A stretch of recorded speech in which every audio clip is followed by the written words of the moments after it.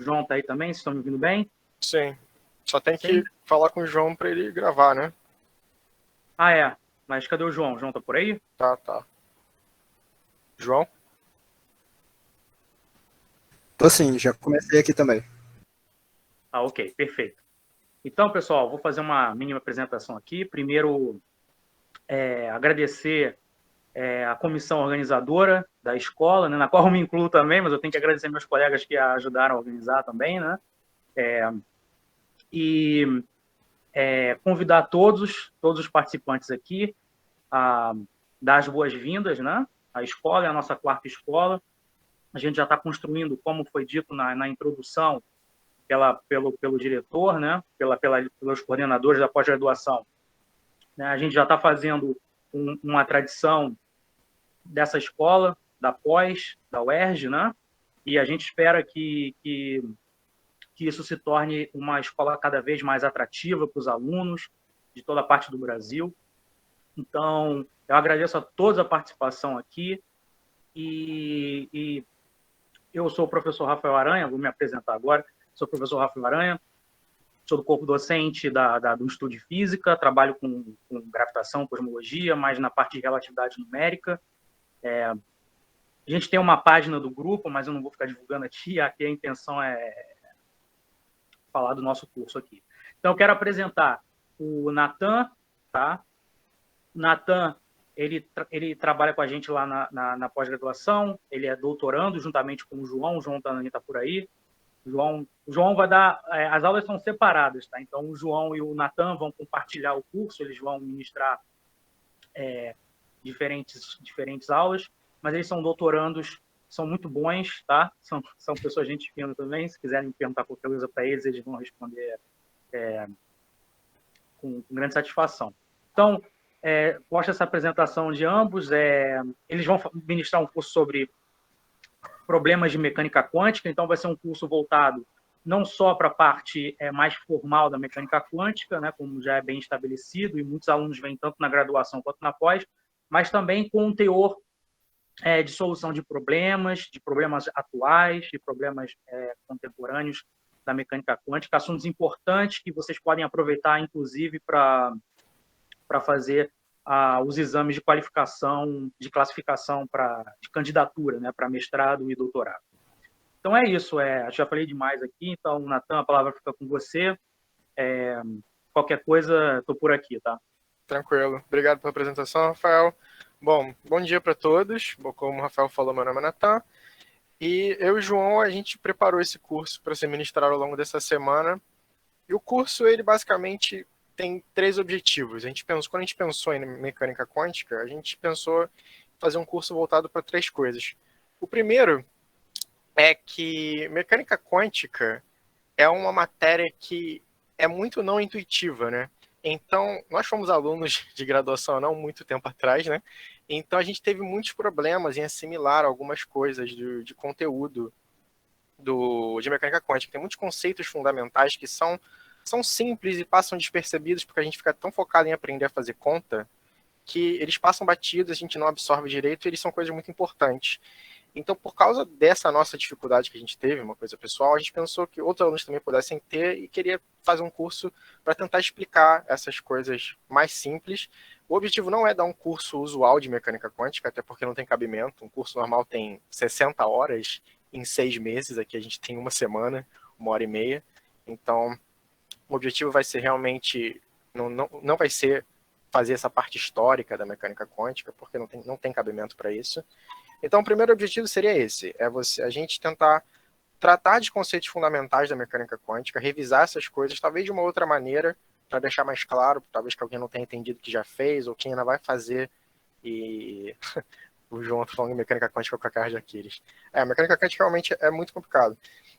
O segundo objetivo, como o Rafael falou, a gente vai usar questões dos exames unificados para isso, porque, historicamente, o exame unificado da UF, né, se vocês forem fazer, ninguém é obrigado a fazer, mas se forem seguir a carreira de mestrado e doutorado, terão que fazer, historicamente as notas são bem baixas dos exames unificados. Então, como isso é um problema, a gente pensou, por que isso é um problema? Será que é porque são esses conceitos fundamentais que o pessoal não entende, é alguma coisa nas contas? Então, a gente vai usar essas questões para tentar simplificar esses problemas de exames unificados. E não só os exames unificados da UF, como também a gente está usando muita questão de exame de Qualify lá fora, porque eu acho que é importante para dar um boost de confiança para os alunos daqui, para eles verem que as provas que a gente está fazendo aqui, elas são do mesmo nível que uma prova de Yale ou de Princeton, sabe? Elas têm o mesmo nível, então a formação daqui pode ser tão boa quanto a formação lá de fora. Acho que isso é uma coisa legal para vocês verem também. E por último, para não ficar só nisso, só resolvendo questão, ensinando e fazendo teoria, a gente pensou em tentar toda a aula trazer alguma aplicação direta do que a gente está falando.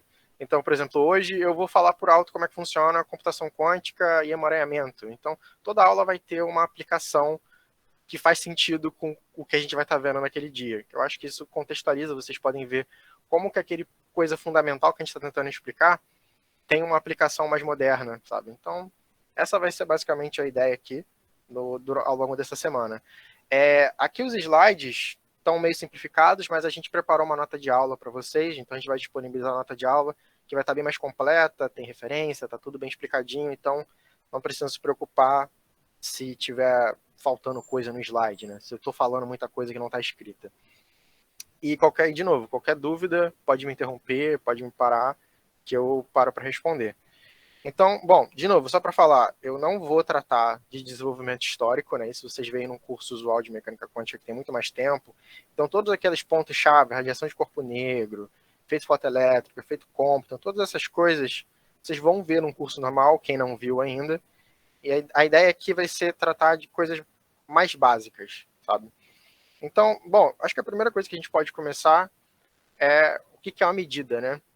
Eu acho que isso é um conceito bem complicado, é bem contraintuitivo na mecânica quântica, porque a mecânica clássica, ela é bem mais simples para a gente, porque a gente está, desde que a gente nasceu, a gente vê a mecânica clássica, os efeitos da mecânica clássica. Então, se a gente vê uma bola subindo, a gente sabe que ela vai cair. Eu posso não saber a velocidade ou a posição de cabeça, mas o sistema em si, o movimento faz sentido para a gente.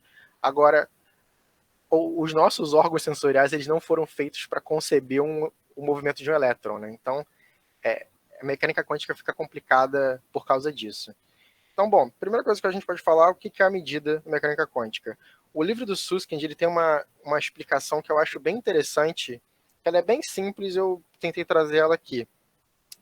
Ele começa com o que ele chama de um experimento mental, né? Um Duncan Experiment. Imagina o sistema mais simples da mecânica quântica. O sistema mais simples da mecânica quântica, ele é chamado de spin quântico isolado, que é só um spin sozinho. A gente vai estar chamando aqui de qubit, porque, como eu falei, como eu dei spoiler, eu vou estar falando de computação depois. Então, eu estou já usando essa nomenclatura aqui. Então, vamos supor um spin sozinho, e vamos inventar uma coisa que a gente vai chamar de grau de liberdade para ele. Esse grau de liberdade ele tem dois valores. Ele pode ser mais 1 ou menos 1, up ou down. Ok. Essa evolução discreta desse estado, ela vai ser dada por essa equação aqui. O que essa equação significa basicamente? Significa que se eu sei qual que é o meu estado em N, eu faço a medida, né? Eu sei o meu estado em N, eu sei qual vai ser o meu estado em N mais 1, desde que não haja uma interferência externa. Né? Porque se o spin está para cima, eu medi o spin está para cima, ele tem que continuar para cima, a não ser que alguma coisa interfira nele. Então, ok. Mas é importante saber que todo experimento é invasivo. Isso é uma coisa muito importante. E quando falar de relação de certeza, isso vai ficar um pouco mais claro. Mas então, vamos imaginar um aparelho que vai medir essa orientação do spin. Então, o meu spin está numa posição aleatória aqui.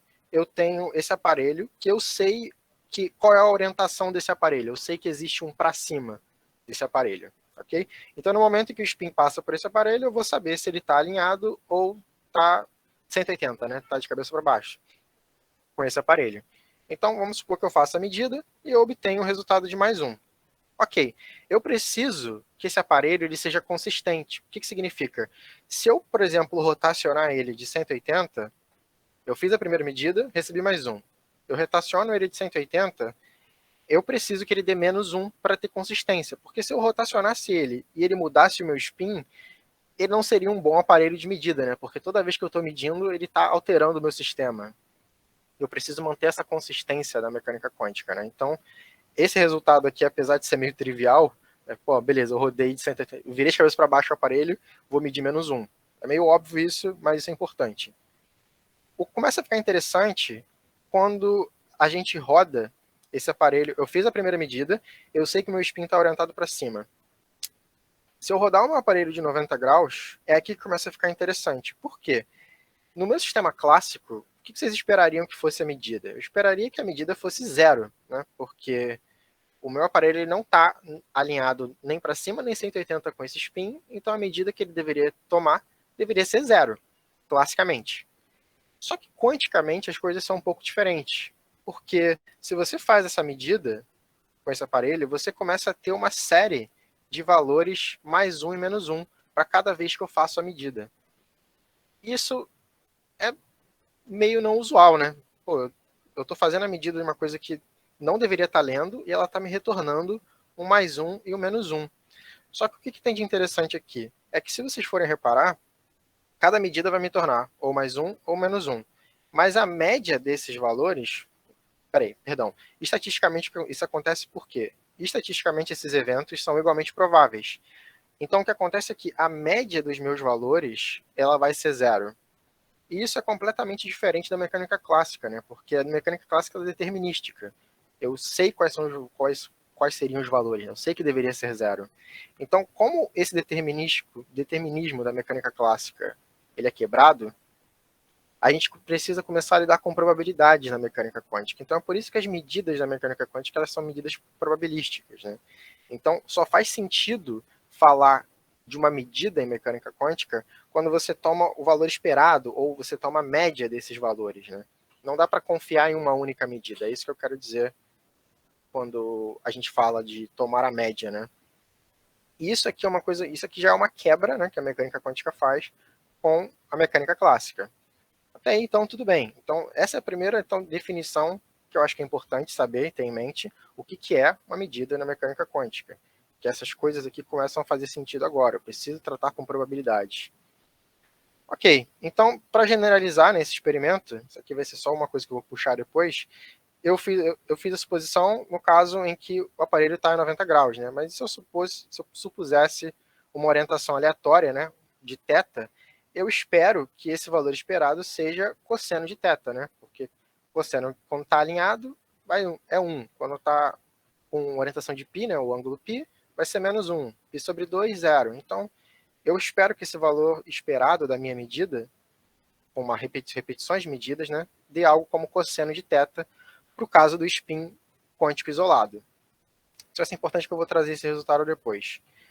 O problema é, eu acho que essa aula vai ser a aula mais expositiva de todas, é a que talvez seja a única aula que não tenha problemas de exames unificados, porque eu preciso falar de algumas coisas que são muito importantes, como a notação de Dirac, sabe? Então, ela talvez seja um pouco mais expositiva nesse sentido por causa disso. Porque sem a notação de Dirac, não dá para ter as outras aulas. Então, bom, o que é a notação de Dirac? Eu não sei se vocês já viram, se todo mundo aqui já teve quântica ou não tem problema, mas aqui a ideia é só apresentar para quem não tenha visto ainda. Então, o que acontece? A notação de Dirac é a notação usual para descrever os sistemas da mecânica quântica. Então, basicamente, a gente sabe que sistemas físicos são descritos em espaços vetoriais. Isso a gente aprende física 1, aprende álgebra linear. Então, mas a pergunta é por que eu deveria aprender uma notação vetorial diferente? Vocês fizeram física 1, vocês aprenderam a descrever o pêndulo, por exemplo. Então, vocês sabem descrever no espaço vetorial o pêndulo balançando. Por que eu tenho que aprender uma notação diferente? Então, o que acontece? Em quântica, tem essa frase aqui que é uma resposta que eu acho ela meio confusa, mas eu vou tentar simplificar. Em quântica, definimos um vetor de estado que vive num espaço vetorial complexo cuja dimensionalidade depende do grau de liberdade. Tá, vou tentar simplificar isso aqui.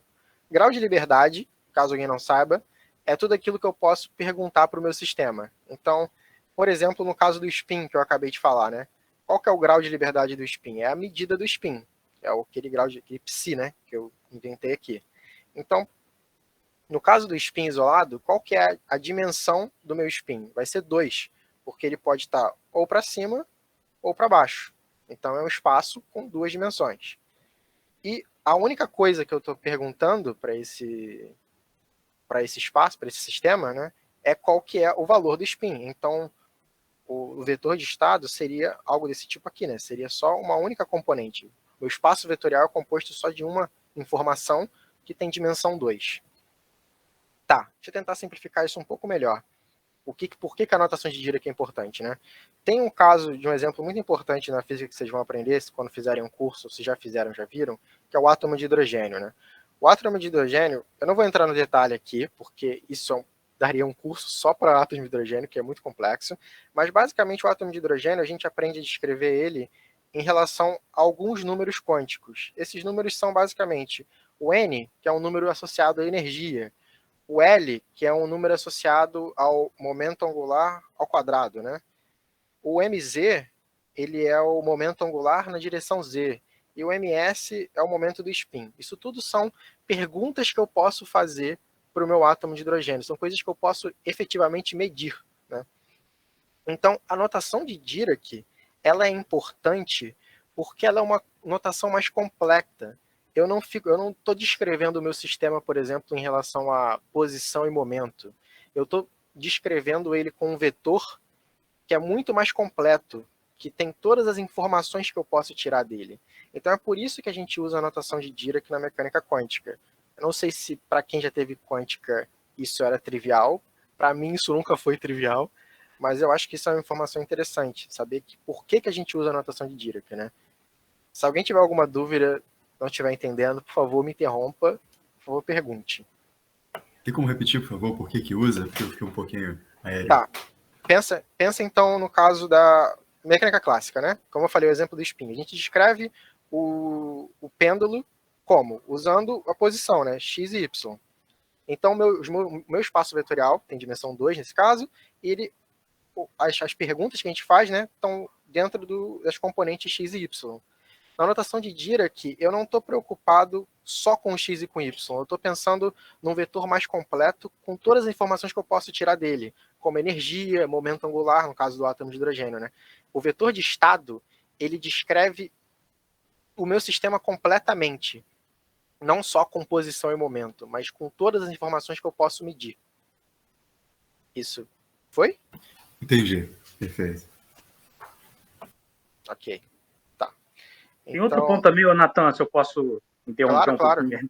Que também a notação de Dirac, ela também ela é interessante. O Natan vai falar em algum momento sobre a relação, né, o que é um Bra, o que é um Ket, mas porque o espaço que é utilizado é o espaço de Hilbert, ele é um espaço, como o Natan falou muito bem, é um espaço complexo. Uhum. Então, quando você utiliza sempre os vetores, o vetor e no seu espaço vetorial no espaço de Hilbert e no seu espaço dual. Ele provavelmente vai falar do Bra, que o Bra está no espaço dual do Ket. Então, como você sempre tem essa passagem, porque o espaço de Hilbert é complexo, ele é complexo, ele não é real, não são os estados não são reais, os estados são complexos. Você sempre tem a necessidade de passar do seu espaço de Hilbert para o seu dual. Então, você ter a notação de Dirac, ela ajuda também nesse entendimento, até porque o produto interno entre os estados são dados entre o espaço de Hilbert e o seu dual. Então, a notação de Dirac, ela também tem esse, além dessa questão de você escrever, caracterizar o estado de um objeto por seus parâmetros, seja spin, momento angular, orbital, spin, posição, não importa, mas também porque o espaço ele é complexo e você sempre passa do seu espaço para o espaço de Hilbert para o espaço dual. Isso também é uma outra maneira de ver a notação de Dirac como algo importante na mecânica. Continue. Desculpa interromper. Claro, tranquilo, sem problema nenhum, Rafael. Então, bom, a notação, como eu estava falando, a notação de Dirac ela tem algumas propriedades. Isso aqui, basicamente, são propriedades de álgebra linear, sabe? Eu estou descrevendo um espaço vetorial aqui. Quem já viu álgebra linear já viu essas propriedades de algum jeito. Aqui eu só estou dando um outro nome para as coisas. Estou chamando de vetor ket. Então, vamos lá. Primeira coisa, o espaço de Hilbert, né, o espaço para a notação de Dirac, ele vai ser definido numa coisa que a gente chama de vetor ket. Okay? Esse vetor ket, ele vai estar dentro de um conjunto que eu estou chamando aqui de V, e propriedades importantes são as que eu coloquei aqui. Então, por exemplo, a soma de dois vetores cat também tem que me dar um vetor cat. Isso a gente chama de linearidade, né? Então, A mais B também tem que me dar um C que vive dentro desse espaço V, né? Então, se eu tenho um vetorzinho aqui, mais um vetorzinho aqui, o vetor resultante tem que estar dentro desse espaço. E aí, tudo bem. A adição de vetores cat comutativa, ou seja, A mais B igual a B mais A, tudo usual de álgebra linear. A adição de vetores cat é associativa. O que mais? Para todo cat V existe um vetor nulo, então eu posso somar um zero, né, um vetor nulo. Para todo cat em V existe um único cat oposto. De novo, isso aqui também são as mesmas definições que vocês veem em álgebra linear normal, para definir um espaço vetorial. Ok, e essa última aqui também é interessante, relação de compatibilidade. Basicamente, a relação de compatibilidade está descrita aqui, né? Dois números complexos, eles são distribuídos num vetor cat, da mesma forma que um número complexo é distribuído em dois vetores cat. Esses dois aqui formam a relação de compatibilidade. E aqui eu posso só reescrever um vetor quando eu multiplico ele por um número. Ok.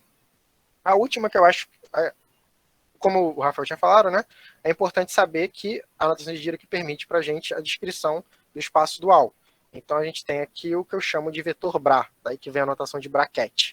Então, o vetor Bra, ele é descrito dessa forma aqui, de tal forma que eu posso transitar, né, do vetor cat para o vetor Bra, tirando o que a gente chama de conjugado complexo, né? Então, o A e o B, eles vão virar o A conjugado, se forem números complexos.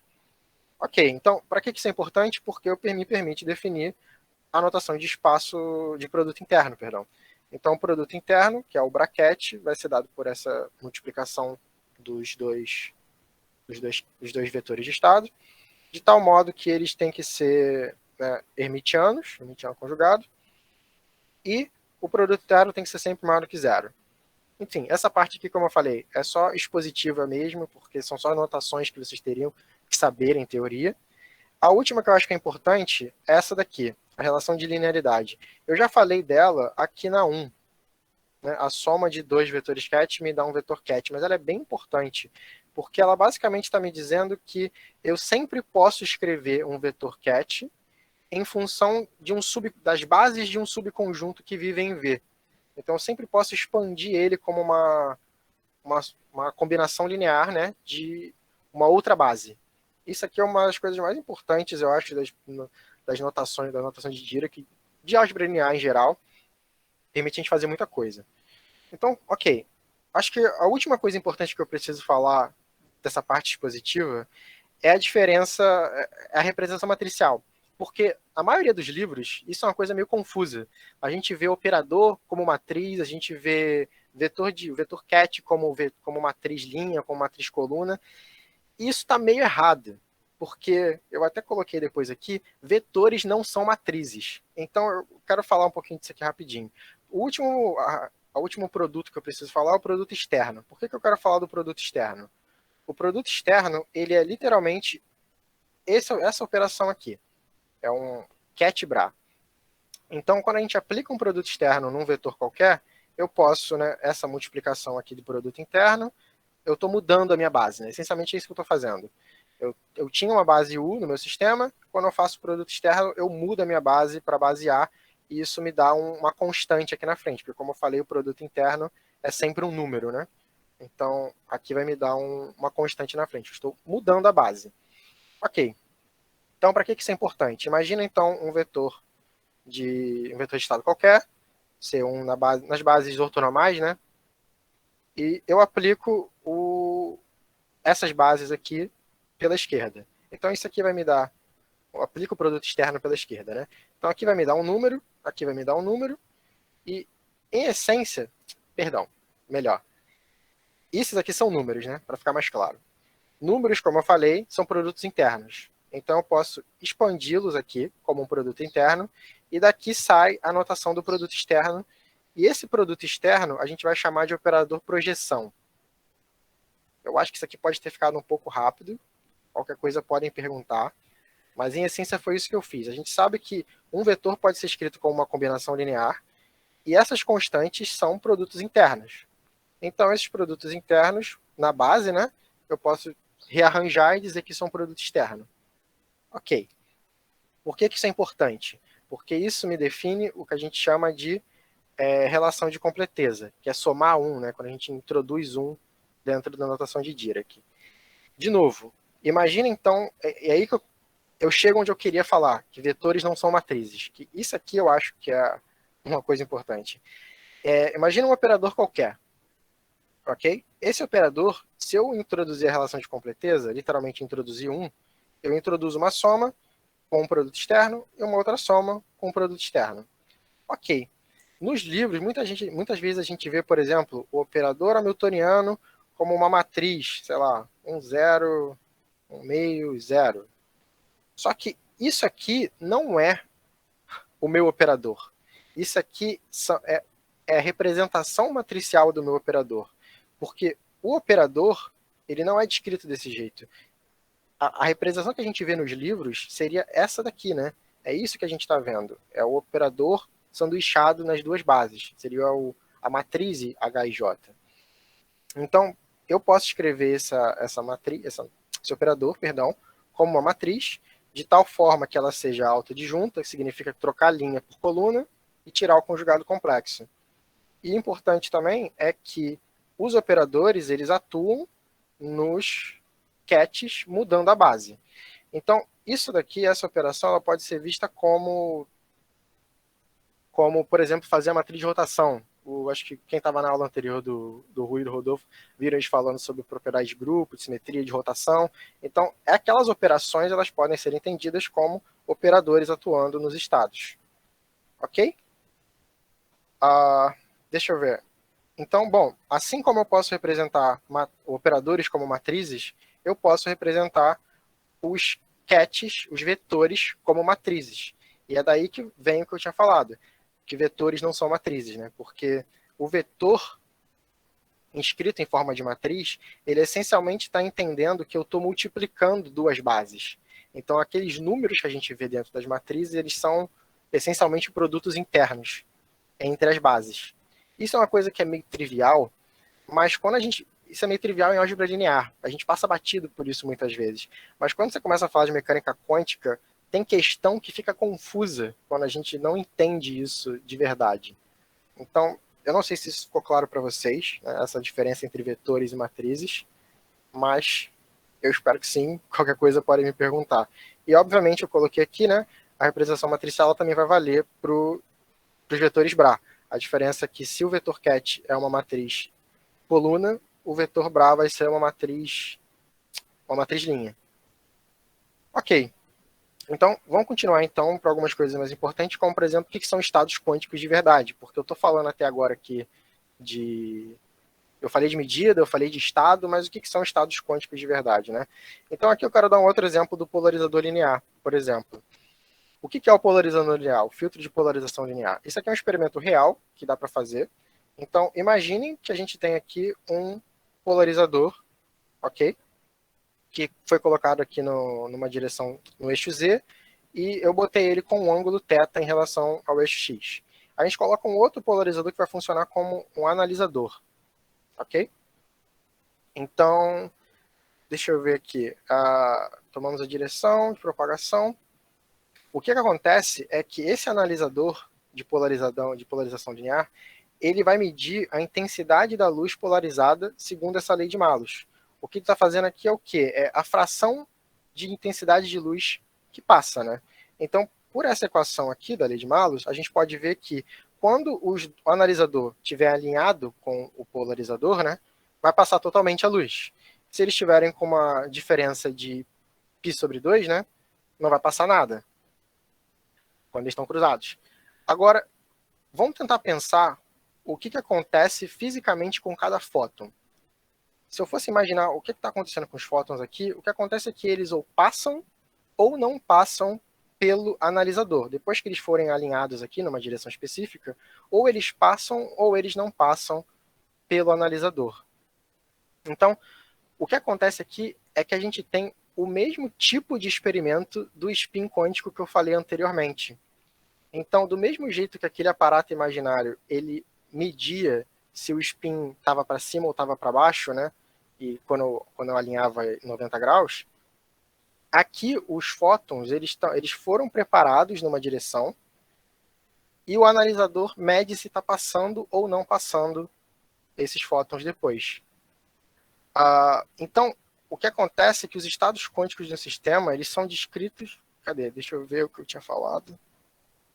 Perdão, me perdi aqui por um breve momento. Então, bom, isso é importante para ver que esses estados, né, esse sistema de polarizador linear, ele é o mesmo sistema do sistema de spin. É o que a gente chama de sistema de 2 níveis. A aula que vem, se eu não me engano, o João, ele vai falar bastante sobre o sistema de 2 níveis, que tem muitas aplicações, mas eu acho que isso aqui é interessante para vocês verem que 2 sistemas completamente diferentes, que é o sistema de spin quântico e o sistema de polarizador linear, eles essencialmente são a mesma coisa. Eu vou mostrar que eles são a mesma coisa, porque quando a gente toma a medida deles, eu tenho que tomar a mesma medida. Por isso que eu tinha colocado aqui em cima como que é o valor esperado, né, de uma medida para o spin numa posição aleatória. Então, vamos voltar nisso. Agora que a gente sabe, então, a descrição da notação de Dirac, eu vou tentar descrever esse experimento, ao invés de uma forma imaginária, como no experimento de Susskind, eu vou usar a notação de Dirac para isso. Então, como é que eu poderia descrever esse sistema? Para descrever o sistema, a gente precisa do grau de liberdade dele. No grau de liberdade aqui, eu tenho um grau de liberdade para o polarizador e um grau de liberdade para o analisador, essencialmente o θ e o φ. Então, o meu vetor de estado, ele vai ser descrito na forma matricial como um cosseno e um seno, né? Como uma matriz de coluna. Mas eu posso também descrevê-lo como uma combinação linear em outra base. É o que eu coloquei aqui. De tal forma que o produto interno entre essas bases seja uma delta. Tudo bem. Então, qual que seria o vetor de estado do aparato? Seria a mesma coisa. O vetor de estado do aparato, que é o φ, vai ser um cosseno de φ mais seno de φ. De tal modo que o valor esperado, que é a medida, é representado agora, que a gente sabe, pelo produto interno entre esses 2 estados. Então, aquela repetição de medidas que eu tinha falado antes para o spin, repetir a medida e tomar a média, isso matematicamente é representado por tirar o produto interno entre os 2 estados. Se vocês forem ver, o valor esperado para o polarizador é exatamente o mesmo valor esperado por causa do spin. Além, tirando essa fase aqui, né? Seria o cosseno da diferença do ângulo. É porque eu já sei o ângulo do aparato no caso do spin. E uma coisa importante que eu preciso deixar clara é que na mecânica quântica vocês vão ver o sistema sendo representado de várias formas diferentes. Isso acontece porque a representação da mecânica quântica ela não é unívoca. Então, por exemplo, eu poderia descrever esse sistema do polarizador segundo esse estado aqui, que é um estado bem mais complicado, mas no final das contas, se eu escrever esse estado e escrever o estado do aparato e tirar o produto interno, eu tenho que receber a mesma medida. Porque o que é invariante na mecânica quântica são as medidas, né? É a mesma... Isso aqui tem um análogo direto no caso clássico. Como eu estou falando o exemplo do pêndulo o tempo todo. Eu posso descrever um pêndulo, né, utilizando, por exemplo, o plano cartesiano x e y. Mas eu também posso descrever o pêndulo usando coordenada polar. Eu posso descrever o pêndulo usando r e θ. Então, essencialmente, é a mesma coisa que está acontecendo aqui. Eu posso descrever de diversas formas diferentes. Só que a medida, um resultado, precisa ser invariante. Ele não pode mudar. Ok? Isso é uma coisa que, de novo, às vezes passa batida em álgebra linear, mas que em mecânica quântica começa a ficar meio confuso, porque a gente está vendo o mesmo sistema, só que toda hora a gente vê no livro uma representação diferente. Isso é porque a representação não é unívoca, eu posso representar de diversas formas. Então, é o que eu tinha falado aqui, né? Do mesmo jeito que acontece no caso do aparato, o polarizador ele está preparando os fótons no estado. Então, toda vez que você faz uma medida, você prepara a sua medida numa posição, o seu fóton, no caso, o spin ou fóton, e depois você analisa se ele passa ou não passa pelo analisador. Ok? Então, isso aqui, de novo, é um resuminho que eu falei. Os estados quânticos do sistema são descritos completamente pelas informações, ou o grau de liberdade que eu posso tirar do sistema, e ambos os experimentos são sistemas de 2 níveis, a gente vai ver bastante depois exemplos disso. Ok, acho que a última coisa, o que são observáveis na mecânica quântica? Observáveis também é um outro conceito que eu acho que é meio confuso, Porque o que a gente está de fato medindo, né? A gente está vendo a notação de Dirac, que quem já viu está familiarizado com isso, mas o que é o observável de fato? A gente aprende que os observáveis eles são representados por uma equação de alto valor e alto vetor. Ou seja, eu tenho um operador que atua num cat e isso me dá um alto valor. Isso aqui, igual a álgebra linear, é equação de alto valor. Mas o que, de novo, o operador na mecânica quântica especificamente precisa ser hermitiano, né? Mas o que é o observável? Muita gente confunde que o observável é o alto valor, mas os alto valores não são observáveis, porque o alto valor, de novo, ele depende da representação que você está usando. Se eu descrevo isso aqui na base A, nessa base A aqui, né, eu vou ter um Azinho, mas se eu mudo a minha base, eu vou ter um outro alto valor. Então, o A, ele não é observável. O A ele só se torna o observável no momento que a gente toma a medida. E tomar a medida, de novo, vai fazer o quê? É sanduichar, né? É tirar o produto desse operador. Então, eu acho que isso é uma coisa talvez meio trivial, talvez meio confusa. Enfim, eu achava confuso isso, por isso que eu estou falando aqui. Então, ter essa noção do que é o observável, o que é o valor da medida, né? Não é o alto valor, mas sim o resultado desse sanduíche aqui, né?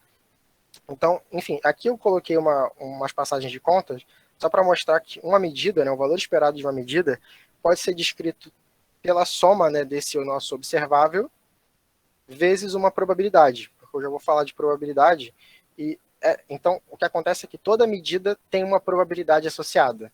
Então, a gente meio que mostra isso, né, colocando produtos externos aqui dentro, de tal modo que isso aqui tem que me dar um número, isso aqui tem que me dar um número, mas, no final das contas, isso aqui é uma amplitude de probabilidade, né? E essa amplitude ao quadrado me dá uma probabilidade associada à medida. Ok? Então, deixa eu ver, vamos dar esse prosseguimento aqui. Acho que a última coisa também importante para falar de teoria é sobre a relação de incerteza. Porque todo mundo, por mais que já não tenha feito quântica, eu acho que já ouviu falar da relação de incerteza alguma vez, que é como que a gente não pode saber a posição e a posição e o momento de uma partícula, de um elétron, ao mesmo tempo, né? Sempre tem uma incerteza associada. Ok, eu não vou demonstrar essa equação, como que a gente chega nela. Isso aqui é a relação de incerteza. Eu quero tentar explicar o que ela significa. Porque, de novo, era um dos problemas que eu tinha, entender de fato o que é a relação de incerteza. Então, a relação de incerteza ela vai ser dada pela multiplicação entre essas dispersões, né? A dispersão, essencialmente, é a diferença, o desvio padrão da média, né? É o quanto que a sua medida está variando da média. Ok, mas ela depende muito desse lado direito aqui, né? E esse lado direito, a gente tem uma coisa chamada comutador. Eu não sei se todo mundo sabe o que é um comutador. É literalmente fazer AB menos BA. Isso é um comutador. E eu gosto dessa explicação aqui por observáveis compatíveis e incompatíveis. Ela não é talvez a explicação mais usual que a gente vê de relação de incerteza, mas eu acho que ela é muito útil para entender os problemas que a gente tem que resolver depois de exames unificados. Porque se você sabe o que é um observável compatível e um observável incompatível, muitas questões você simplesmente só dá a resposta, você não precisa resolver nada. Então, olhando aqui para essa definição, eu posso perceber que se os observáveis forem compatíveis, esse lado direito aqui vai ser zero. Então, em teoria, a minha incerteza da medida é zero, né? Eu não tenho certeza. Agora, quando eles são observáveis incompatíveis, esse comutador é diferente de zero, então eu tenho incerteza. Mas o que de fato são observáveis compatíveis e observáveis incompatíveis e como que eu posso identificar eles olhando para o problema? Ok, vamos tentar explicar isso. Imagina o seguinte, imagina que a gente tem um sistema, seja ele qualquer, partícula livre, por exemplo, e eu vou tomar uma sequência de medidas dele. A primeira medida vai ser a medida de posição, a segunda medida eu vou medir o momento, e depois eu vou medir a posição de novo. Se a posição e o momento forem compatíveis, significa que essa medida 3 tem que ser igual à medida 1. Mas não é isso que acontece, porque posição e momento não são compatíveis. Então, como essa terceira medida é diferente da primeira, a gente diz que esses observáveis eles são observáveis incompatíveis. Agora, um exemplo de observáveis compatíveis são, por exemplo, a energia e o momento. se eu meço a energia, depois meço o momento e volto a medir a energia cinética, por exemplo, eu consigo retomar na medida 3 a medida 1. Por que isso acontece? Matematicamente, o que acontece é que eu posso escrever a energia, por exemplo, a energia cinética, ela pode ser escrita como P² sobre 2m. Então, em resumo, o que está acontecendo aqui é que eu posso escrever o estado da energia em função da base de momento. Então, toda vez que eu posso escrever uma quantidade em função da outra, eu digo que essas quantidades são observáveis compatíveis e, portanto, não tem incerteza entre essas medidas. Ok? Eu não consigo escrever x em função de p, sabe? O estado de x em função do estado de p. Mas eu consigo escrever o estado de energia cinética em função do estado de momento. Então, se a gente sabe identificar essas coisas, automaticamente vocês sabem se vai ter incerteza ou não associada na medida. Então, seriam duas formas de você ver isso, né? Você saber o valor do comutador, que às vezes pode ser meio complicado de calcular, ou saber se eu posso escrever um em função do outro. Ok? E aqui eu coloquei, por exemplo, o valor da incerteza clássica, né, entre posição e momento, que é de H cortado sobre 2. Por que isso aqui é importante? Bom, vocês podem ver que H cortado é um número muito pequeno, né? Então só tem incerteza entre posição e momento na quântica, porque esse valor, classicamente, na mecânica clássica, ele é muito pequeno comparado com o que a gente está medindo. Então é por isso que quando a sua incerteza está da mesma ordem do que você está medindo, é que você tem que se preocupar com ela, né? Por isso que na mecânica quântica a gente se preocupa tanto com a relação de incerteza. Tem alguma dúvida até aí? Eu falei até agora? Tá tudo ok? Ok, tá. Então, para fechar, eu acho que essa parte de apresentações, depois de poder ir para algumas aplicações, eu preciso falar um pouco da parte contínua, né? Probabilidade e o espectro contínuo, porque até agora a gente viu medida discreta, né? A medida de spin é a medida discreta, ou está para cima ou está para baixo. O polarizador, ou ele passa ou ele não passa. Sistema de 2 níveis. Mas o que acontece para sistemas contínuos, né? Então, a primeira coisa que eu tenho que falar é a definição de densidade de probabilidade, né? Não confundir com a probabilidade. A probabilidade seria a soma dessas coisas aqui. Então, ok, a gente tendo essa definição de densidade de probabilidade, eu posso pensar, por exemplo, na partícula na reta. Imagina a partícula livre para andar na reta. E eu separo essa reta em diversos intervalos. Ok? Então, aqui eu coloquei a descrição dos intervalos, dependendo desse valor de delta aqui.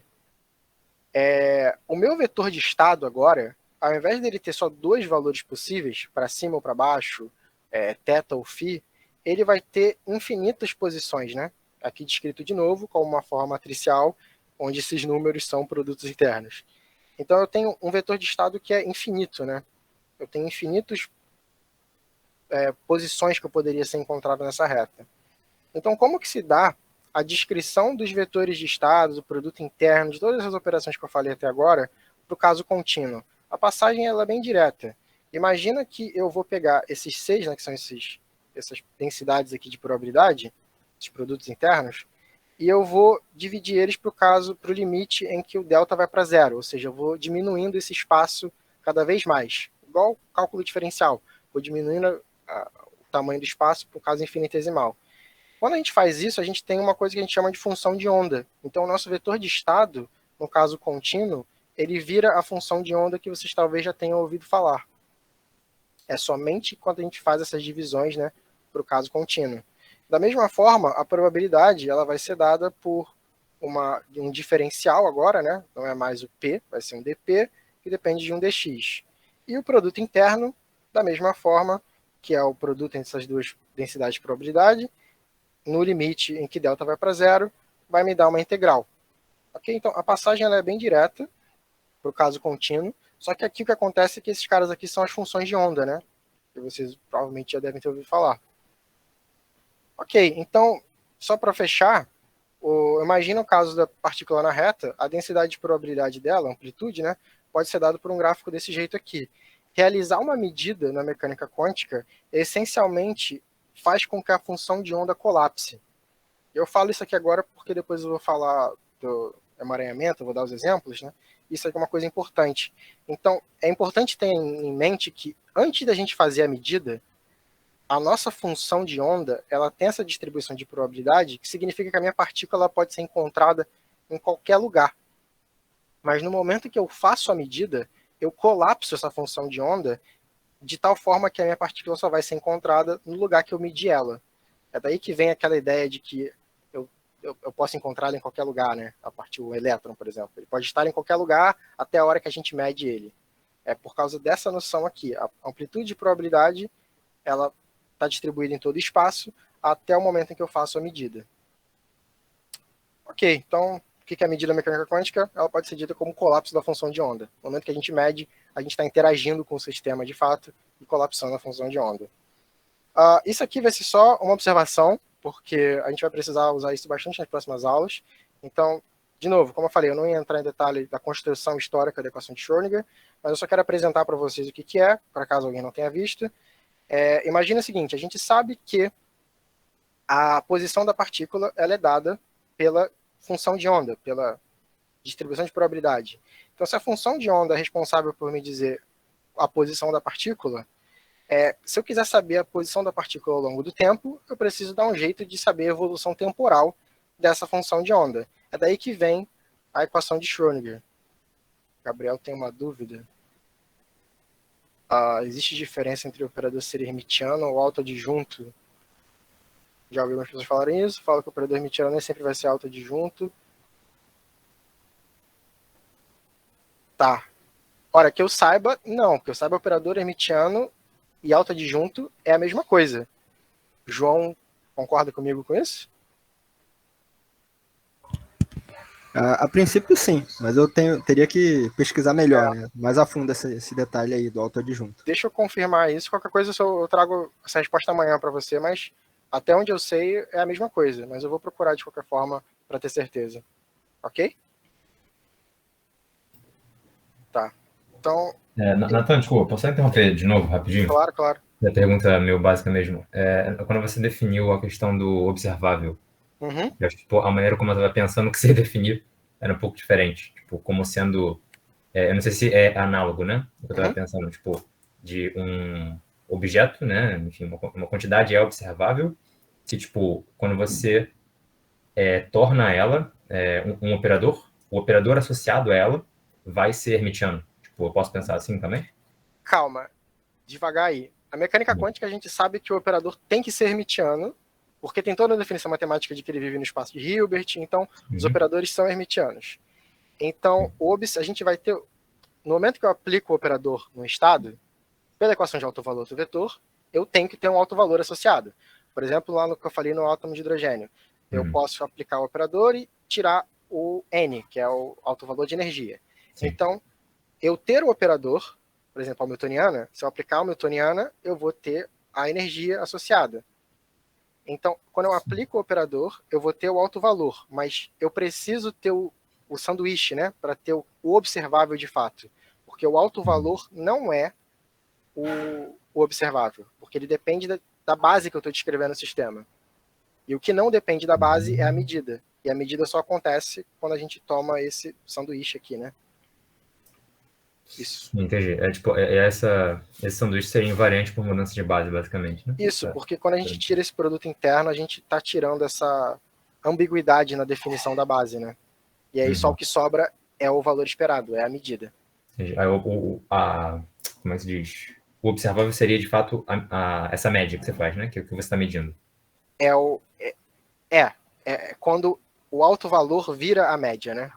Isso. Entendi. Também, sei lá, não é uma coisa meio contínua, né? Tipo, quando você colapsa a função de onda, tipo, você tem toda uma coisa contínua que vira um pontinho, né? Tem todos os valores, enfim. Tá, exato. Não, beleza. E aí, se for, por exemplo, uma descrição que tem várias bases, né? Sei lá, mais um φ. Sei lá, eu tô imaginando aqui uma função de onda qualquer que tem várias possibilidades de estados, né? No momento em que eu meço ela, eu tô colapsando ela ou em psi ou em φ, né? Se for discreta, se não for contínua, né? Não, beleza. Tá bom, obrigado. Tá, ok. Então, ok, eu acho que, enfim, a equação de Schrödinger que eu tava falando, né? A evolução, a motivação da equação de Schrödinger vem da gente querer saber a evolução temporal da posição. Se eu sei a posição, eu quero saber a posição em todo instante de tempo. Então a gente vem com a evolução temporal da função de onda, e é daí que vem a equação de Schrödinger, pelo menos a motivação da equação de Schrödinger. Em essência, isso aqui é energia cinética mais potencial, né? Porque a derivada d dx, ela é entendida como momento, operador momento na mecânica quântica. Então, p² sobre 2m. Enfim, ok? Isso aqui vai ser mais... A equação de Schrödinger a gente vai usar bastante para aula 3, para aula 4, que é aula de poço, aula de oscilador, mas eu só queria, então, motivar ela aqui. Enfim, a probabilidade vai ser dentro de uma região específica agora, né? Ok, então, eu quero falar, então, de alguns exemplos de aplicação. Por exemplo, o emaranhamento, que eu acho que é um exemplo legal. Tem muita coisa para falar de emaranhamento, aqui eu coloquei só o básico do básico, por questão do tempo. E o emaranhamento, ele é uma propriedade exclusiva de sistemas quânticos. Isso não acontece em sistemas clássicos. Então, por exemplo, imagina o seguinte, imagine dois spins. Eu tenho o spin 1 aqui e o spin 2. A gente já viu que eu posso fazer uma descrição para esse primeiro spin. Eu posso inventar um grau de liberdade para ele, chamar de psi1. Eu posso, do mesmo jeito, inventar um grau de liberdade para esse outro spin. Se eu quiser saber, se eu quiser descrever o meu sistema completo, a gente faz uma coisa aqui que a gente chama de um produto de espaços, né? Então eu estou descrevendo o meu sistema completo com o vetor de estado do spin 1 e o vetor de estado do spin 2. Só que isso daqui não é um estado emaranhado. Isso aqui é somente eu descrever o meu sistema completo. Um exemplo de estado emaranhado é esse daqui. Esse aqui é o que a gente chama de par EPR. Einstein, Penrose e eu não lembro o nome do último cara. Enfim, acho que é Rose. Mas por que isso aqui é um estado emaranhado e por que isso aqui não é um estado emaranhado? Eu já vou explicar isso. Mas o fato é, esse cara aqui é um estado emaranhado de tal modo que esse aqui não é um estado emaranhado. Por quê? Vamos pensar o seguinte, antes de eu explicar a diferença dessas coisas, vamos explicar o que é o emaranhamento de fato, né? Imaginem, por exemplo, dois observadores. Vamos partir do pressuposto que esse cara aqui é um estado emaranhado. Vocês estão confiando em mim quando eu digo que isso aqui é um estado emaranhado. Imaginem dois observadores, Alice e Bob, como é usualmente usado. Vamos preparar esses dois spins nesse estado emaranhado, depois vamos separar eles numa distância muito longa, de tal modo que a Alice vai ter um dos spins e o Bob vai ter o outro dos spins.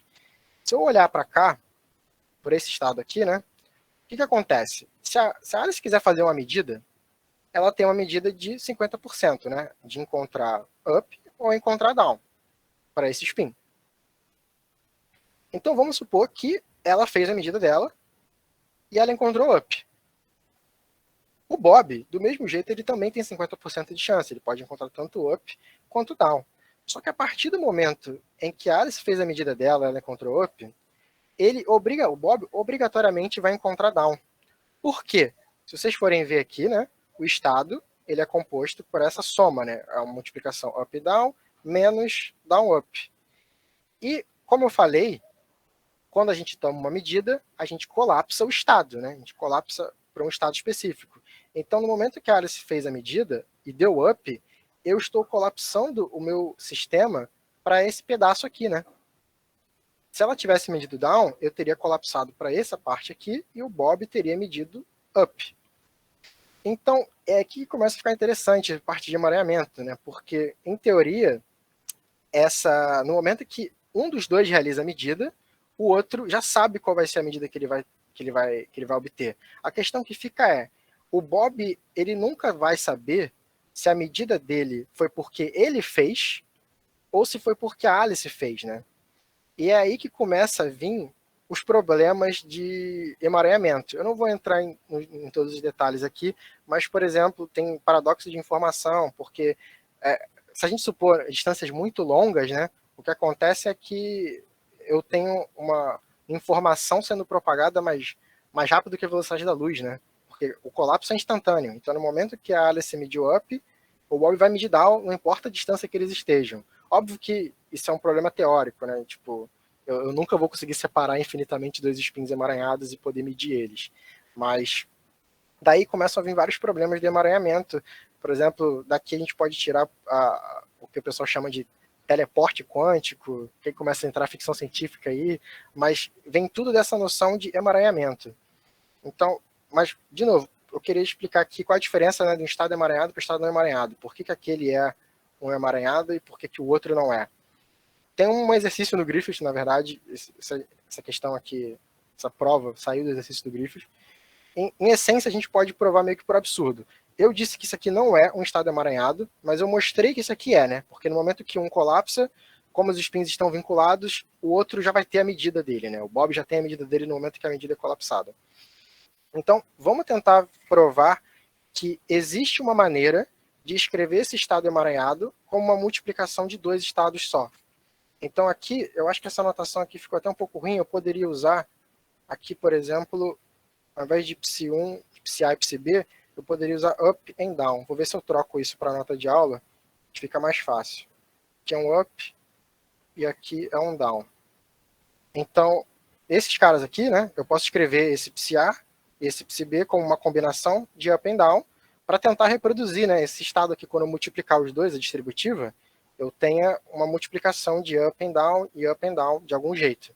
Então, se eu expandir o psi A e o psi B desse jeito, eu vou ter aqui, né, o produto entre esses dois, e abrindo esse produto, lembrando, A é up e B é down. Essa anotação está realmente meio confusa, eu vou trocar ela depois.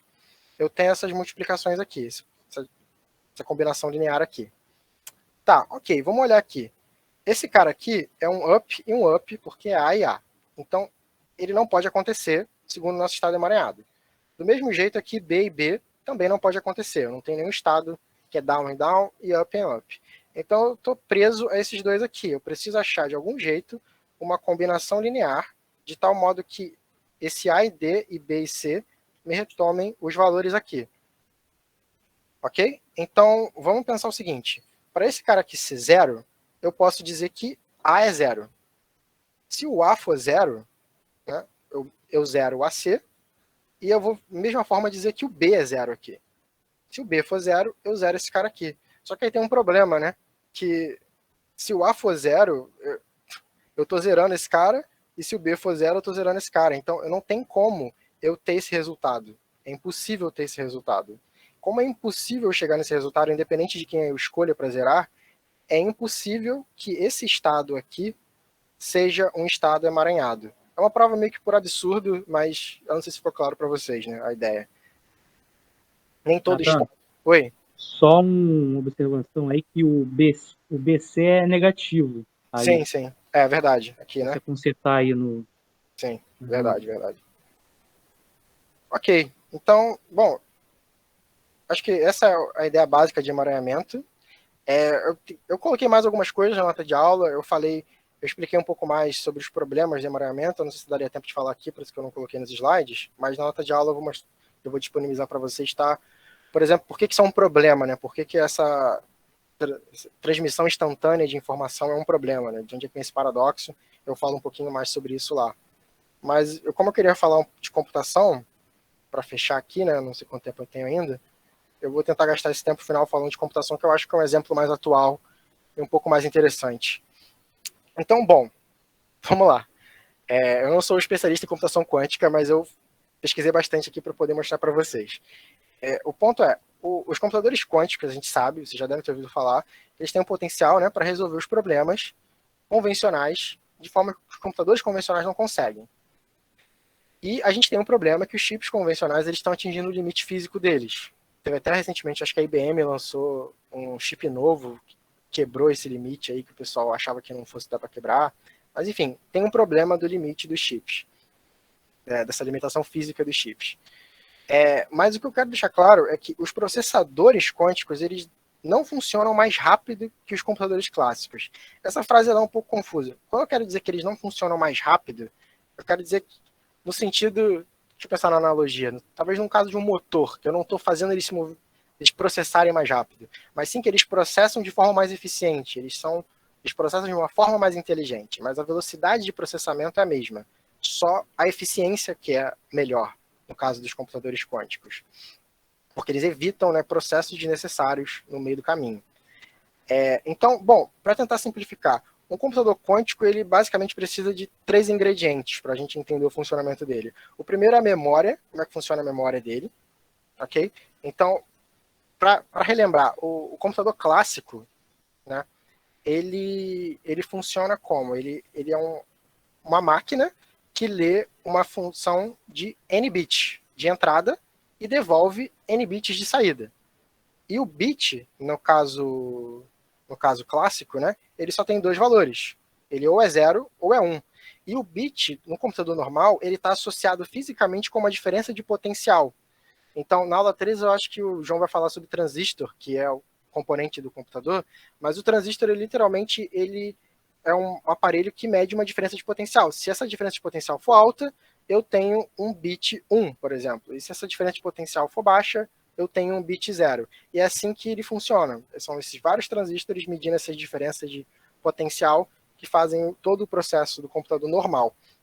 O que acontece é que no computador quântico, o qubit, né, não é mais bit, a gente chama de qubit, ele é descrito por uma superposição de estados. Então, literalmente, matematicamente falando, né, o estado do bit, ele é uma superposição entre o estado 0 e o estado 1. Isso é visualmente representado por essa esfera, né? Ou seja, eu não tenho mais só 2 valores possíveis, para cima ou para baixo. Eu tenho todo esse grau de liberdade da esfera para encontrar esse meu qubit. E é por causa dessa liberdade maior de vários valores possíveis para o mesmo qubit que eu consigo pular certas etapas de processamento que um computador normal não daria. Enfim, aqui está a observação, né, de tal modo que esses alfa e beta são complexos, matematicamente falando, né? E a probabilidade deles tem que ser 1, para ser coerente. Ok, então é assim que o computador quântico lida com a memória, né, com o quantum bit. É assim que a memória é armazenada. A outra coisa importante é o que a gente chama de quantum gate. O computador normal ele tem um gate. O gate, ele, essencialmente, é o cara que faz com que o transistor mude a diferença de potencial, fisicamente falando, né? E matematicamente falando, os gates eles são representados como matrizes. Então, por que eu estou dando exemplo da computação quântica? Para vocês verem que tudo que eu falei até agora, né, de operador, aplicação de operador, tudo isso dá para entender o funcionamento de computação quântica, né? Então, matematicamente falando, os gates são operadores que atuam nos estados, mudando os estados finais, né? Então eu mudo o meu estado final. Isso significa, por exemplo, mudar o meu bit 0 para o bit 1, ok? Matematicamente é isso, mas fisicamente, no caso dos computadores quânticos, eles podem ser, fisicamente o que muda, né, o bit, pode ser, por exemplo, um pulso laser. Então eu tenho lá o meu hardware e aí eu emito um pulso laser que muda, a orientação desse meu qubit. No caso dos transistores de computadores clássicos, são literalmente diferenças de potencial. A gente a gente muda a diferença de potencial, eu passo do 0 para o 1. Ok, então, é interessante que no computador quântico permite o emaranhamento. É por isso que eu tentei explicar rapidamente o que era emaranhamento. Por isso é uma coisa muito útil também, né, para fazer os processos, porque eu posso utilizar os estados emaranhados para fazer processos mais rápidos. Então, esse gate, ele pode tanto ser um operador que atua num único spin, mudando ele, como também um operador que atua nos estados emaranhados. Então, aqui tem um exemplo que o pessoal chama de gate de Hadamard, que muda um estado emaranhado para um estado de Bell. Enfim, isso aqui são observações só. Eu só quero deixar claro que os estados emaranhados são possíveis dentro dos computadores quânticos. E matematicamente falando, o gate é literalmente a aplicação de uma matriz. A última coisa importante é o hardware, né? Porque eu acho que o maior desafio hoje em dia para desenvolver computadores quânticos são o hardware, como é que a gente constrói eles. Enfim, tem diversas propostas para a construção de computadores quânticos hoje em dia. Aqui eu dei exemplo de uma delas, que é a armadilha de íons, né? Ion Trap, que essencialmente a gente tem um átomo ou um composto, onde a gente prende os íons desse composto com campo eletromagnético forte. Então eu prendo esses íons de tal forma que eu consigo transitar eles. Lembra dos níveis de energia, né? Isso aqui são literalmente os níveis de energia. Eu prendo ele para que ele só possa transitar entre 2 níveis de energia. E como os átomos têm essa incerteza, né? Os elétrons, eles podem... Não é uma coisa discreta, né? Ou é 0 ou é 1, tem toda essa superposição de estados, é daí que vem a liberdade do qubit, né? Porque esse íon ele pode ser encontrado em qualquer ponto aqui dessa transição de energia. É por isso que a gente tem essa liberdade maior no caso dos qubits. Então isso aqui seria um exemplo de hardware. Porém, pelo que eu estava vendo, o mais comum que o pessoal tem desenvolvido mais é o de supercondutores. Então são um hardware feito com materiais supercondutores. Esse de ion trap não está sendo mais tão utilizado assim. Mas é um exemplo de construção de hardware. E para que a gente usa, por exemplo, esses computadores quânticos? Bom, estão sendo desenvolvidos, né? Mas eles, como eu falei, eles podem ser usados para problemas que requerem uma computação mais pesada. Então, por exemplo, a função de onda eletrônica de um composto, se a gente quiser descrever essa função de onda, é estimado para um supercomputador normal um tempo quase infinito para você descrever completamente uma função de onda. Porém, tem exemplo de casos de usando supercomputadores, isso já leva para dias, sabe? Então, esses processos eles são realizados muito mais rápidos em supercomputadores. Um dos exemplos, por exemplo, é o de protein folding, ou dobramento de proteínas, né? Aqui eu coloquei, na nota de aula tem as referências de onde saíram essas figuras aqui, mas em essência o que é o protein folding, né? Eu não sei se alguém já viu alguma coisa de biologia aqui, eu acho que não, mas a gente descobrir as soluções dos dobramentos de proteínas são importantes, por exemplo, para a produção de enzima, para a produção de vacina, produção de medicamentos, porque saber essas soluções facilita muito. Isso é um problema muito grande atual na biologia ou na biofísica. Primeiro porque a solução teórica para isso é quase impossível de fazer, pelo menos ninguém fez até hoje. Pode ser que consigam resolver teoricamente, achar um roteiro para resolver na mão, no braço, esse problema de dobramento de proteína, e acaba sendo um problema computacional. Só que é um problema computacional muito pesado, sabe? Leva muito tempo para você chegar em uma solução. E os computadores quânticos eles estão sendo usados para isso, por exemplo. Então, essa figura aqui, ela representa uma cadeia de aminoácidos descrita numa rede. E você implementando um algoritmo de, como é que é? Self-avoid random walk, eu não sei traduzir isso. Um caminhar aleatório. E caminhar aleatório, a gente consegue resolver por meio desse algoritmo e encontrar soluções de mínima energia, porque as soluções de menor energia para essa cadeia de aminoácidos são as soluções que a gente quer. E isso aqui eu mostrei aqui ilustrativamente, né? Essa transição, ela se dá com que eu tenho todos os meus qubits alinhados numa única direção e conforme eu vou implementando o algoritmo, eles vão rodando até encontrar a menor configuração de energia para esse sistema. Então, isso aqui, literalmente, eu coloquei até uma imagem, significa encontrar essas soluções aqui, né? Então, a partir daquelas cadeias de aminoácido aqui, eu consigo encontrar as possíveis configurações para aquela cadeia específica, né? Quais seriam os possíveis dobramentos de proteína para aquela cadeia específica de aminoácidos. E isso, como eu falei, é um problema bem rigoroso computacionalmente, que o pessoal está tentando implementar os computadores quânticos nisso. Tem diversas outras aplicações, claro. Aqui eu coloquei, por exemplo, o desenvolvimento atual, porque a IBM, acho que ano passado, acabou de lançar o novo processador dela com 127 qubits.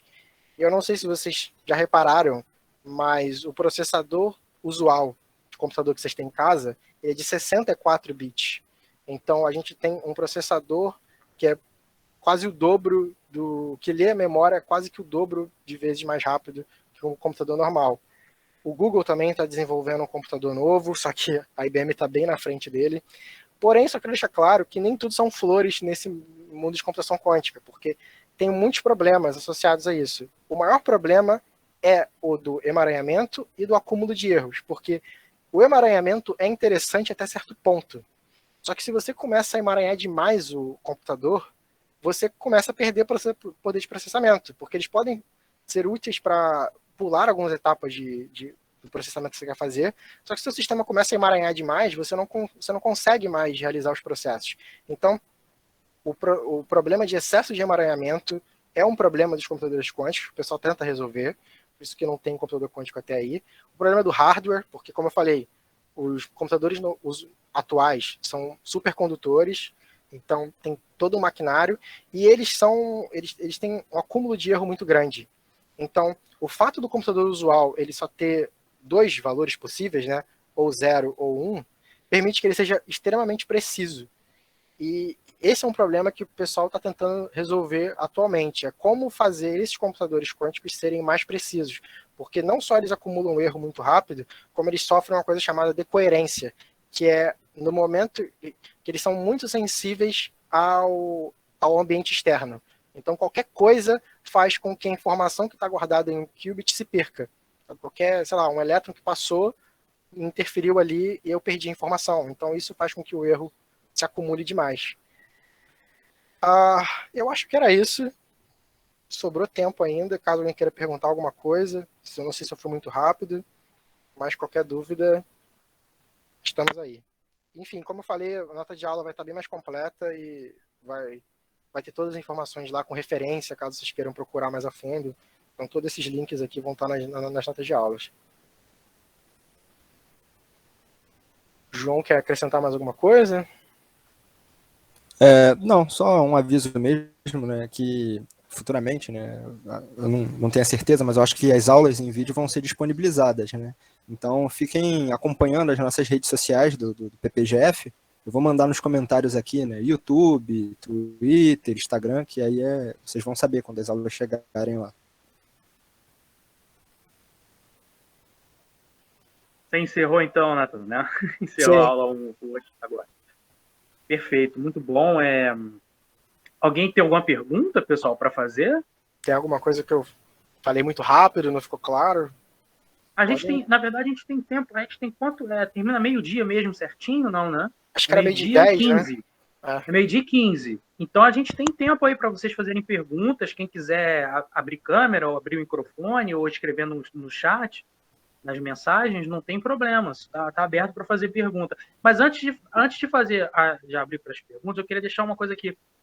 Se tiver algum problema com o link ao longo dos dias, eu sempre vou colocar lá no Google Classroom um novo link para vocês poderem entrar, tá? Então, se por um acaso tiver algum problema e a live cair ou alguém invadir, acontecer algum desses problemas que podem acontecer, eu vou escrever lá no Google Classroom. Então, é importante que vocês sempre estejam atentos ao Google Classroom, que eu vou sempre escrever lá uma mensagem se a gente for passar para uma outra live ou para um outro link, tá? Então, fiquem atentos. Então, agora vocês podem fazer perguntas aí, quem quiser. Eu aceito crítica também, tá bom, pessoal? Sou aluno de doutorado, estou aprendendo a dar aula ainda. Se quiserem dar alguma crítica, eu também estou aceitando. Rapidinho, Nathan, desculpa. Essa questão acho que quando você comentou do paradoxo do EPR, cara. Aham. Tipo, isso. Como é que eu posso dizer? Tipo, isso ainda realmente é um paradoxo, assim. A gente já não tem meio que uma ideia parcial de que não é bem assim que funciona. Tipo, acho que já cheguei a ouvir isso em algum lugar. O pessoal tenta arrumar uma explicação, né? E aí eu até tá no texto também que eu coloquei nas notas de aula, que é o problema das variáveis ocultas. Sim. Que tem toda uma discussão meio filosófica por trás disso, mas o ponto é que não dá para provar. No final das contas, o pessoal imagina que existem variáveis ocultas ao seu sistema que permitem que isso não seja um paradoxo. Esse é o argumento.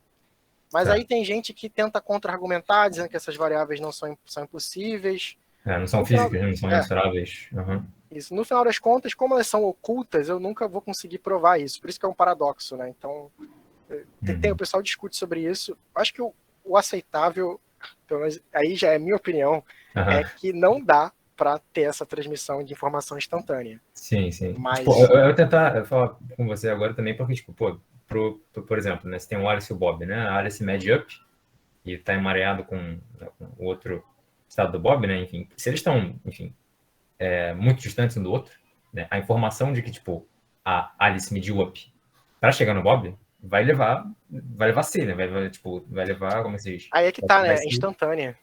Esse que é o problema. Mas como é que é instantânea? Tipo, se ele não tá vendo que ela mediu? É esse que é o problema. É daí que vem exatamente o paradoxo, que é a informação sendo instantânea. E não tem como ser instantânea, né? Exatamente. E aí o argumento é esse, que existem variáveis ocultas do seu sistema que permitem que, antes da Alice medir, o Bob já vai saber qual que é a medida, sabe? Então, antes dela realizar a medida, isso já vai estar interferindo. É meio confuso mesmo, mas no texto tá lá explicando esse argumento. É importante, pegando nesse aspecto de variáveis ocultas e etc., é importante dizer também que essa abordagem que o Natan e o João estão fazendo, ela é dada dentro de uma interpretação da mecânica quântica, que é a interpretação de Copenhagen. Existem outras interpretações da mecânica quântica que você pode discutir essas questões de uma maneira até, como o Natan falou, mais filosófica. Então, existem várias interpretações. Tem um livro muito bom do professor Nelson Pinto Neto, do CBPF, que é de uma coleção, livros bem fininhos. Se vocês puderem ter a oportunidade de comprar, o livro não deve ser caro, que fala sobre todas as interpretações, as interpretações de mecânica quântica que estão aí no mercado e que vocês podem, inclusive, levar isso em consideração. Por exemplo, tem a de Bond, de Broglie, que inclusive o professor Nelson trabalha muito, que lida de uma maneira parecida com a mecânica clássica, né? Você desenvolve os sistemas, eles seguem trajetórias, assim como você lida faz a descrição do cálculo variacional, na equação de Euler-Lagrange, você tem também uma equação de Broglie, que você tem uma espécie de desenvolvimento determinístico, porque você consegue descrever trajetórias. Tem também de variáveis escondidas, né? Que está ligado também com essa questão, você pode interpretar essa questão das variáveis ocultas. Existem várias interpretações da mecânica quântica. Essa é uma abordagem padrão, é a abordagem de Copenhagen, mas existem várias, tá?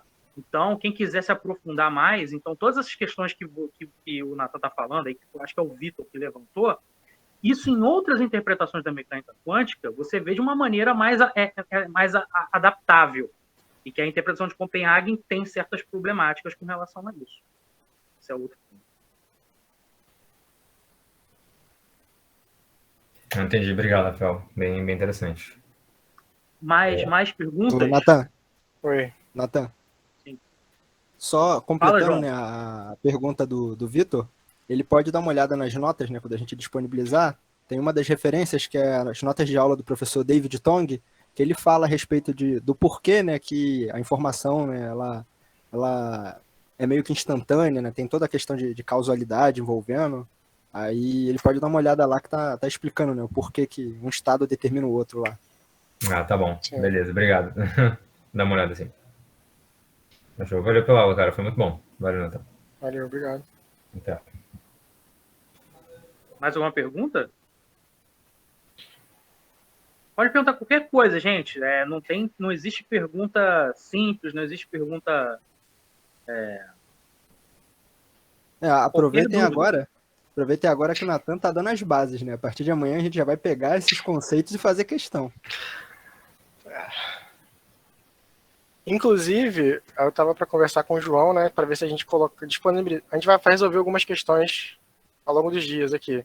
Estava pensando em talvez deixar as questões para vocês verem antes, se vocês quiserem, talvez para não ficar muito em cima da hora, né? A gente pode botar no Google Classroom hoje as questões que a gente vai resolver amanhã, por exemplo.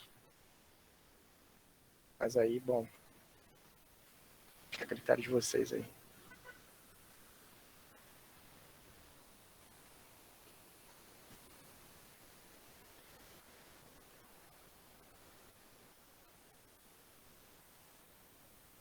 Ok. Deixa eu até ver aqui, calma aí, só um minutinho, calma aí.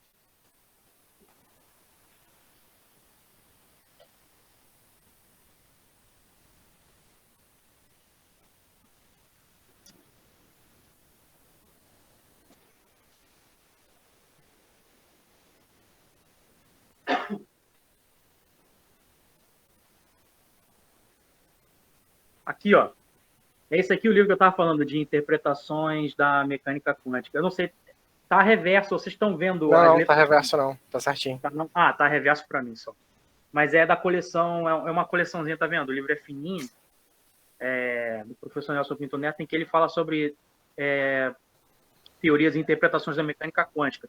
Então, toda essa questão de você, dependendo da interpretação, toda a questão da medida na mecânica quântica, ela muda totalmente, tá? Então, esse é um problema da abordagem de Copenhagen que está sendo apresentado aqui. Mas aqui você tem várias, tá? Tem várias interpretações. Só para ficar aí Eu não sei se o Gabriel tá aí ainda, mas eu vou ver essa tua pergunta com certeza hoje. Amanhã eu respondo.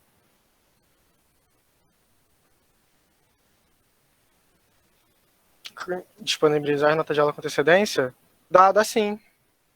Vou falar com o João hoje. Tinha algumas coisas que a gente precisava corrigir, mas eu acho que dá para fazer isso hoje e aí a gente já disponibiliza logo para vocês. Vou colocar de hoje e vou ver se já coloca dos outros dias também.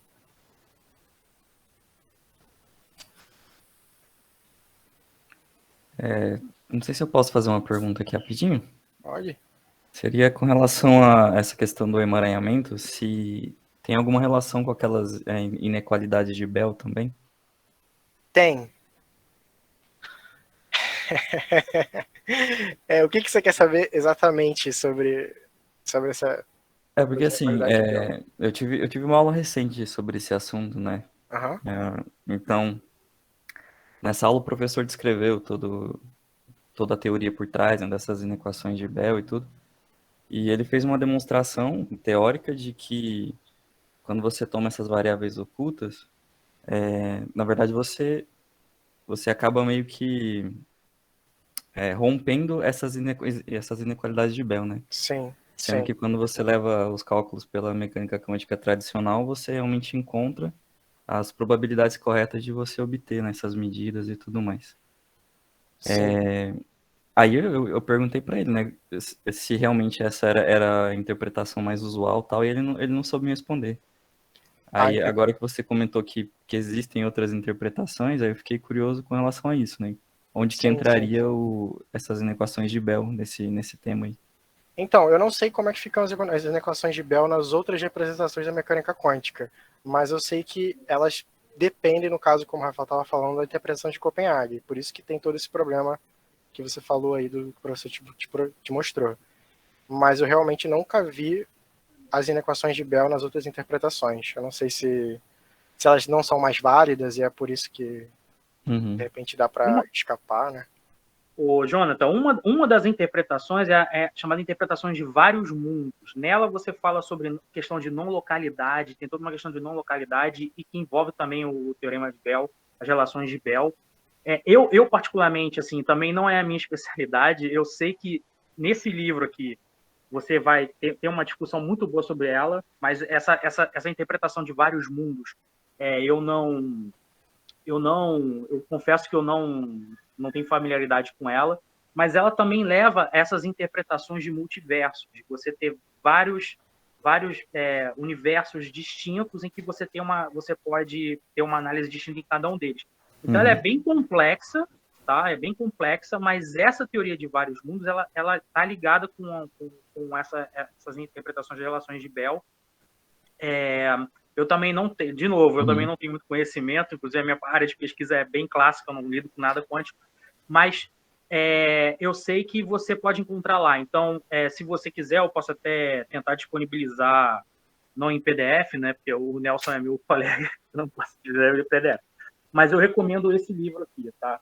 Esse livro, inclusive, está na minha lista de compras, que eu já tinha ouvido falar do professor então, Nelson. Perfeito. Então, lá, deixa eu ver aqui, é o capítulo...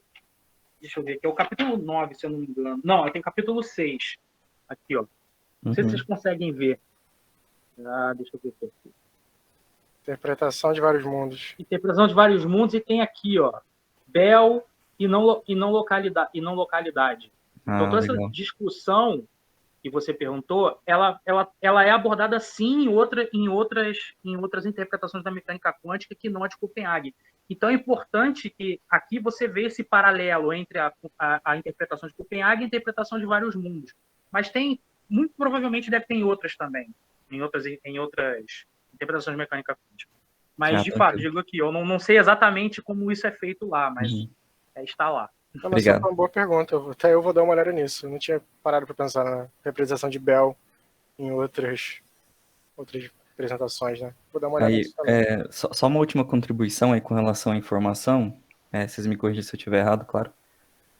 Mas eu conversei com o meu professor a respeito disso também, e o que ele me disse foi que, como você não tem coerência na transmissão desses spins, né, seja lá o que você estiver usando para definir o estado quântico, você acaba tendo um sistema que não pode ser organizado em informações, né? Você não tem lá, sei lá, 3 partículas com spin para cima exatamente, aí quando você mede do outro lado vai ter exatamente isso. É uma coisa meio que aleatória.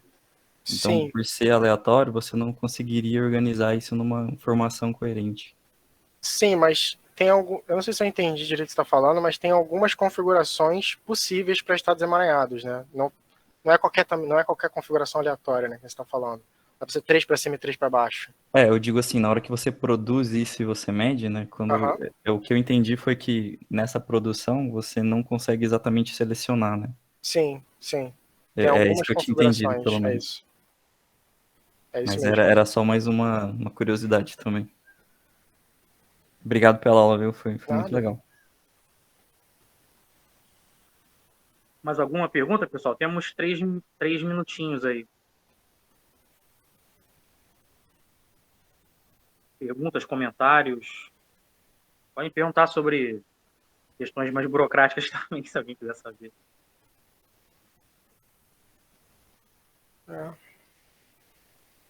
Não?